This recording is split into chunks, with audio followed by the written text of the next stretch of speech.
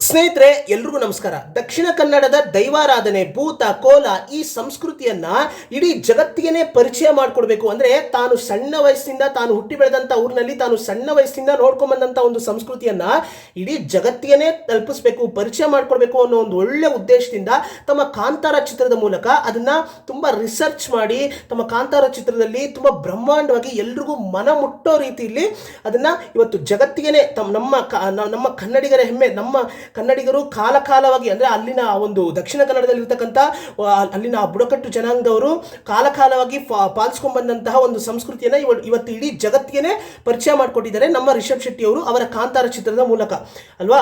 So ಈ ಕಾಂತಾರ 2022ರಲ್ಲಿ ಬಂದಂಥ ಕಾಂತಾರ ಮತ್ತು 2025 ಈಗ ರೀಸೆಂಟಾಗಿ ಬಂದಂಥ ಕಾಂತಾರ ಚಾಪ್ಟರ್ 1 ಏನಿದೆ, ಎರಡು ಚಿತ್ರಗಳನ್ನು ನಾವು ಕಂಪೇರ್ ಮಾಡಿದಾಗ ಇಲ್ಲಿ 2022ರಲ್ಲಿ ಬಂದಂಥ ಕಾಂತಾರ ಎಷ್ಟು ಅಂದರೆ ಕಾಂತಾರ ಚಾಪ್ಟರ್ 1ಗೂ ಕಂಪೇರ್ ಮಾಡಿದಾಗ 2022ರಲ್ಲಿ ಬಂದಂಥ ಕಾಂತಾರ ತುಂಬ ಬೆಟರ್ ಅನಿಸುತ್ತೆ. ಯಾಕಂದರೆ ಯಾವಾಗಲೂ ಕೂಡ ಬಿಸ್ನೆಸ್ಸಲ್ಲಿ ಒಂದು ಮಾತು ಹೇಳ್ತಾರೆ, ಅಂದರೆ ರಿಸೋರ್ಸಸ್ ತುಂಬ ಕಮ್ಮಿ ಇದ್ದಾಗ ಆದಷ್ಟು ಆ ಇರೋವಂಥ ರಿಸೋರ್ಸಸ್ಸನ್ನೇ ಇಟ್ಕೊಂಡು ಎಷ್ಟು ಬೆಸ್ಟ್ ಔಟ್ಪುಟ್ ಕೊಡೋಕ್ಕಾಗುತ್ತೋ ಅಷ್ಟು ಬೆಸ್ಟ್ ಔಟ್ಪುಟ್ ಕೊಡೋದಕ್ಕೆ ಒಬ್ಬ ಬಿಸ್ನೆಸ್ ಮ್ಯಾನ್ ಥಿಂಕ್ ಮಾಡ್ತಾನೆ. ಆದರೆ ಯಾವಾಗ ಆ ಬಿಸ್ನೆಸ್ ಡೆವಲಪ್ ಆಗಿ ತುಂಬ ಹಣ ಬರೋದಕ್ಕೆ ಶುರು ಆಗುತ್ತೆ, ಆಗ ಅದನ್ನು ಅಲ್ಲಿ ಅಂದರೆ ಸ್ವಲ್ಪ ಜಾಸ್ತಿ ಖರ್ಚು ಮಾಡೋದಕ್ಕೆ ನೋಡ್ತಾರೆ ಅಲ್ವಾ. ಸೊ ಇದು ಹಾಗೆ ಆಗಿರೋದು ಅನಿಸುತ್ತೆ. ಯಾಕಂದರೆ ಕಾಂತಾರ ಚಾಪ್ಟರ್ 1ನಲ್ಲಿ ತುಂಬ ಎಕ್ಸಾಗರೇಟ್ ಮಾಡಿ ತೋರಿಸಿದಾರೇನೋ ಅಂತ ನನಗನ್ಸುತ್ತೆ. ಯಾಕಂದರೆ ಕಾಂತಾರ 2022ರಲ್ಲಿ ಬಂದಂಥ ಕಾಂತಾರ ಕಥಾವಸ್ತು ನೀವು ನೋಡಿದಾಗ ಅಲ್ಲಿ ತುಂಬ ಲಾಜಿಕಲಿ ಎಲ್ಲವನ್ನು ಕೂಡ ನಾವು ಅಕ್ಸೆಪ್ಟ್ ಮಾಡ್ಬೋದು. ಅಂದರೆ ಅವ್ರು ಹೇಳಿರುವಂಥ ಕಥೆ ಆಗಿರ್ಬೋದು, ಮತ್ತು ಅವರು ಅದನ್ನು ಪ್ರೆಸೆಂಟ್ ಮಾಡಿರುವಂಥ ರೀತಿ, ಅಂದರೆ ಒಬ್ಬ ರಾಜ ಅವನಿಗೆ ನೆಮ್ಮದಿ ಬೇಕಾಗಿರುತ್ತೆ, ಆ ನೆಮ್ಮದಿಗೋಸ್ಕರ ಅಲ್ಲಿನ ಒಂದು ಬುಡಕಟ್ಟು ಜನಾಂಗದವ್ರ ಹತ್ರ ಅವರ ದೈವವನ್ನು ಕೇಳ್ತಾನೆ, ಆ ದೈವವನ್ನು ಕೊಟ್ಟು ಅದಕ್ಕೆ ಬದಲಾಗಿ ಒಂದಷ್ಟು ಜಾಗವನ್ನ ಅವ್ರಿಗೆ ಬರ್ಕೊಡ್ತಾರೆ, ಅಂದ್ರೆ ಅವ್ರಿಗೆ ಕೊಡ್ತಾರೆ, ಈ ಜಾಗವನ್ನ ನಾನು ನಿಮ್ಗೆ ಕೊಡ್ತಾ ಇದ್ದೀನಿ ಅಂತ ಅವರಿಗೆ ರೈಟ್ಸ್ ಕೊಡ್ತಾರೆ. ನಂತರ ಕಾಲಕ್ರಮೇಣ ಅದೇ ರಾಜ ಕುಟುಂಬದಲ್ಲಿ ಬಂದಂತಹ ಕೆಲವು ವ್ಯಕ್ತಿಗಳು ಮತ್ತೆ ಆ ಜಾಗವನ್ನ ಬುಡಕಟ್ಟು ಜನಾಂಗದವ್ರ ಹತ್ರ ವಾಪಸ್ ಕೇಳಿದಾಗ ಅದಕ್ಕೆ ಅಲ್ಲಿ ಕ್ಲಾಶ್ ಉಂಟಾಗುತ್ತೆ. ಮುಂದೆ ಏನಾಗುತ್ತೆ ಅನ್ನೋದು ಆ ಒಂದು ಕಾಂತಾರ ಆ ರೀತಿ ಹೋಗುತ್ತೆ. ಆದರೆ ಈ ಕಾಂತಾರದಲ್ಲಿ ಏನಾಗುತ್ತೆ, ಕಾಂತಾರ ಚಾಪ್ಟರ್ 1ನಲ್ಲಿ ಏನಾಗುತ್ತೆ, ಇಲ್ಲೂ ಕೂಡ ನೆಲಕ್ಕೋಸ್ಕರನೇ, ಮಣ್ಣಿಗೋಸ್ಕರನೇ ಹೋರಾಟ. ಇಲ್ಲೂ ಕೂಡ ಆ ಬುಡಕಟ್ಟು ಜನಾಂಗದವರು ವಾಸ ಮಾಡ್ತಾ ಇರ್ತಕ್ಕಂಥ ಒಂದು ಶಿವನ ಹೂದೋಟವನ್ನು ತಮ್ಮ ವಶಪಡಿಸ್ಕೋಬೇಕು ಅಂತ ಬಾಂಗ್ರಾ ಸಾಮ್ರಾಜ್ಯದವರು ತುಂಬ ತಲೆಮಾರಿನಿಂದ ಅವರು ಕೂಡ ಪ್ರಯತ್ನ ಮಾಡ್ತಾ ಇರ್ತಾರೆ.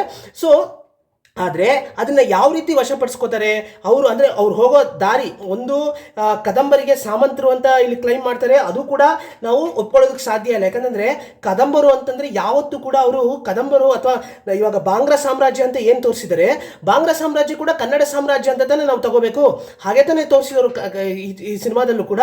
ಸೊ ಕನ್ನಡ ಸಾಮ್ರಾಜ್ಯಗಳು ಅಂತ ಬಂದಾಗ ಯಾರು ಕೂಡ ಕವಲುದಾರಿಯಲ್ಲಿ, ಅಂದರೆ ಮಾಟ ಮಂತ್ರಗಳನ್ನು ಮಾಡಿ ಹೆಣ್ಣಿನ ಸೌಂದರ್ಯವನ್ನೇ ಆಯುಧವನ್ನಾಗಿ ಮಾಡಿಕೊಂಡು ಒಂದು ಜಾಗವನ್ನು ವಶಪಡಿಸ್ಕೋಬೇಕು ಅಂತ ಯಾವತ್ತೂ ಕೂಡ ಅವರು ಮನಸ್ಸಲ್ಲೂ ಕೂಡ ಅವ್ರು ಅನ್ಕೊಂಡಿಲ್ಲ. ಆದರೆ ಈ ಚಿತ್ರದಲ್ಲಿ ಹೆಣ್ಣಿನ ಸೌಂದರ್ಯವನ್ನು ಬಳಸಿಕೊಂಡು ಜಾಗವನ್ನು ವಶಪಡಿಸ್ಕೊಳ್ಳೋದಕ್ಕೆ ಪ್ರಯತ್ನ ಮಾಡೋದಾಗಿರ್ಬೋದು, ಮತ್ತೆ ಇನ್ನೊಂದು ಈ ರೀತಿ ಅಂದರೆ ಯಾವುದೋ ಒಂದು ಬ್ಲ್ಯಾಕ್ ಮ್ಯಾಜಿಕ್ ಮಾಡಿಕೊಂಡು ಆ ಒಂದು ಜಾಗವನ್ನು ವಶಪಡಿಸ್ಕೊಳ್ಳೋದಕ್ಕೆ ಪ್ರಯತ್ನ ಮಾಡುವಂಥದ್ದಾಗಿರ್ಬೋದು.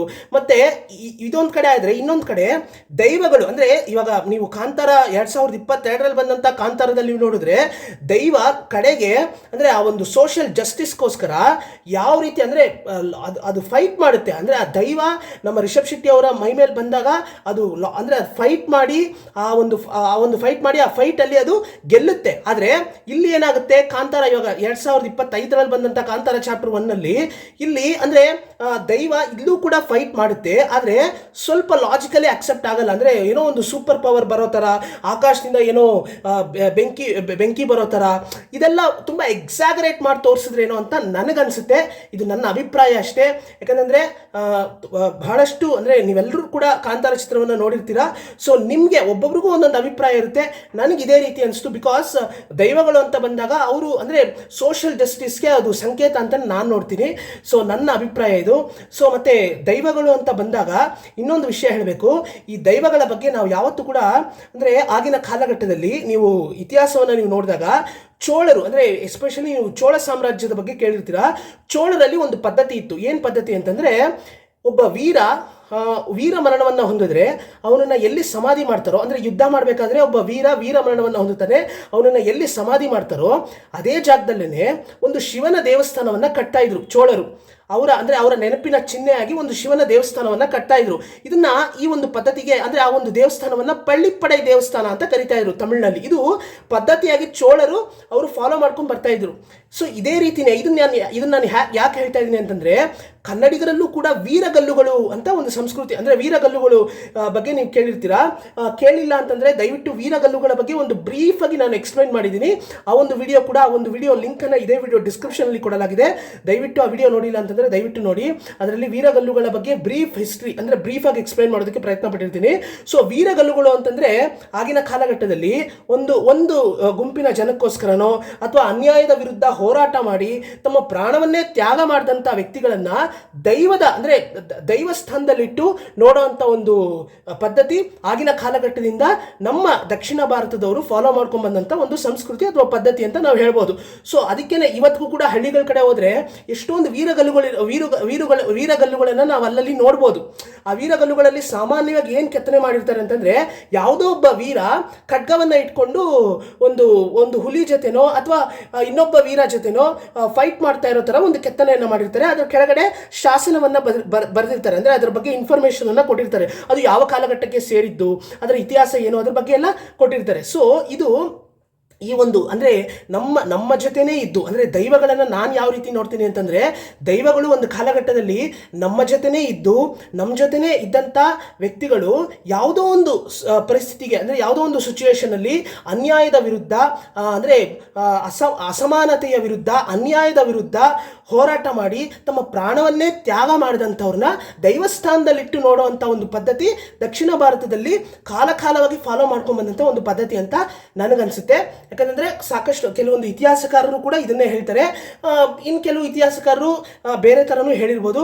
ದಯವಿಟ್ಟು ಯಾರಾದರೂ ಇತಿಹಾಸಕಾರರು ಅಥವಾ ಸಂಶೋಧನೆಕಾರರು ಅಥವಾ ಲಿಟ್ರೇಚರಲ್ಲಿ ತುಂಬ ಆಸಕ್ತಿ ಇರೋರು, ಲಿಟ್ರೇಚರನ್ನು ತುಂಬ ಓದ್ಕೊಂಡಿರೋರು ಯಾರಾದರೂ ಇದನ್ನು ನೋಡ್ತಾ ಇದ್ರೆ ನಿಮ್ಮ ಅಭಿಪ್ರಾಯವನ್ನು ಕೂಡ ಇದ್ರ ಬಗ್ಗೆ ನೀವು ಕಮೆಂಟ್ ಸೆಕ್ಷನಲ್ಲಿ ತಿಳಿಸ್ಬೋದು ಅಂತ ಹೇಳ್ತಾ ಇದನ್ನು ನಾನು ಹೇಳಬೇಕು ಅಂದ್ಕೊಂಡೆ.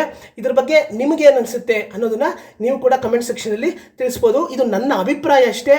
ಸೊ ಇದೇ ರೀತಿ ಒಳ್ಳೊಳ್ಳೆ ವಿಷಯಗಳನ್ನು ಮಾತಾಡೋಣ, ಪಾಸಿಟಿವ್ ಆಗಿರಿ, ಕಂಟಿನ್ಯೂಸ್ಲಿ ನಾಲೆಜ್ ಅನ್ನ ಗೇನ್ ಮಾಡ್ತಾ ಇರಿ ಅಂತ ಹೇಳ್ತಾ ಎಲ್ರಿಗೂ ನಮಸ್ಕಾರ ಸ್ನೇಹಿತರೆ.